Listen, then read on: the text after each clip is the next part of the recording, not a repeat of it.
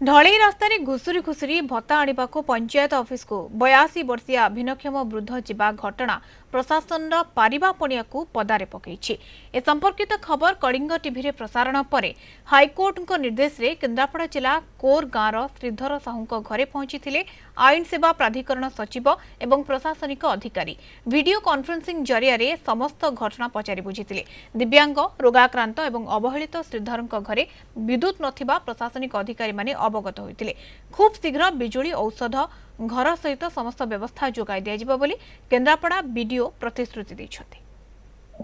High court को जी थिले माने अछन हमरो तांको तरफ आस्थिला हम से निज आडू माने इंटरेस्ट करथि एटा कोन हे जानिया था आ जेतु से अछन हमरो नेशनल नालसा कमिटी हमरो हेड अछन से तांको आडू इंटरेस्ट शो करथि तांको ई खबरटा मिलिथिला से तांको जानिया पे चाहथि कोन एटा इंसिडेंट तर घर पे हम ऑलरेडी कर दिछु अंतर्गत गृह दिन ता ना ऑलरेडी हम लिस्ट कर दिछु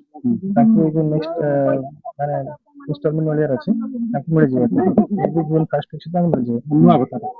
भत्ता न घर घर अंतर्गत घर अछि नुआ भत्ता के बेसी नुआ भत्ता त हमर गवर्नमेंट ऑर्डर अछि जून मास समस्त मिल जियो करेक्ट सर ही इंस्ट्रक्शन देले तांकर जहाँ जहाँ स्कीम अछि से पाइबा को अछि ताको इंक्लूड करे प्लस ए गां रे ताको बे काउ के अछि समस्त को भी एनरोल करे कि सर ही कहबे आपन को सरला पर रिपोर्ट देला पर कहबे फर्दर म हम तो वीडियो संग जहाँ सर रहला स्कीम वीडियो सर ही देबे हम स्कीम ऑलरेडी से पाउछन हमर को वंचित नहीं।